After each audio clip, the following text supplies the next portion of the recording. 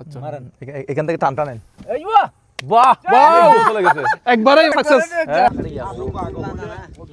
Welcome from Bangladesh আমরা আছি এখন এটা বাংলাদেশ না ভাই, এটা থাইল্যান্ড। থাইল্যান্ড। হ্যাঁ, এখন আমরা অবস্থান করতেছি লোহাগাড়া। লোহাগাড়ার জায়গাটার নাম বলা যাবে না, এটা পাহাড়ের ভিতরে, এটা জায়গা, এটা কোনো জায়গার নাম নাই, এটা বলা যাবে না। পিছনের দৃশ্যটা দেখেন কি সুন্দর। আর এখানে মনে হয় এরকম ছিপ দিয়ে মাছ ধরার আগে থেকে ব্যবস্থা ছিল। এই দেখো আমাদের আগে সিট ছিল। আমি খেয়াল করছি, হ্যাঁ এটা ওই যে খাবারের ওজনটা আছে না, ওজনটা ফিসে নিয়ে এভাবে মারতেছে এত বড় করে। ওই যে আমাদের মাছ ধরার কতগুলা জাল আছে না, জালের ভিতরে কতগুলো এত বড় থাকে, সীসা হ্যাঁ সীসা, মানে যেটা ওয়েট বেশি এটা দিয়ে এভাবে এভাবে করে মারলে বর্ষি। কিন্তু এখানে কয়টা দেখছেন? একটা, দুইটা, তিনটা, চারটা, একটার সাথে চারটা একসাথে। হ্যাঁ, এই যে সীসার কথা বলতেছেন, এটা মনে হয় না, না এটা না, এই যে এটা মজা ভাই, তো আপনি তো অনেকবার তো এরকম মাছ ধরাছেন মনে হয়। না না, আমি এরকম কোথাও ধরিনি।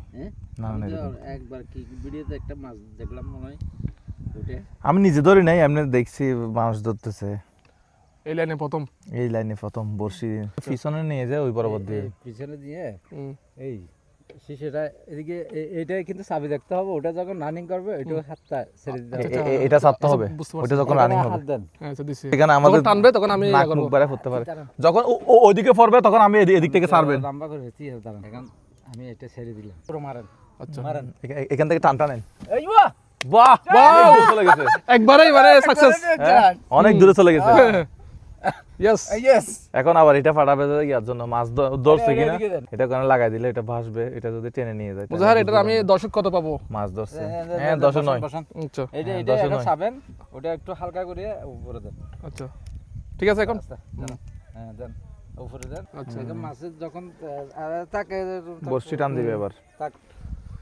ঠিক আছে, এই হচ্ছে মাছ ধরার এই হচ্ছে মাছ ধরা কৌশল। ঠিক আছে, এখন হ্যাঁ দেখা হবে নতুন ভিডিওতে। হ্যালো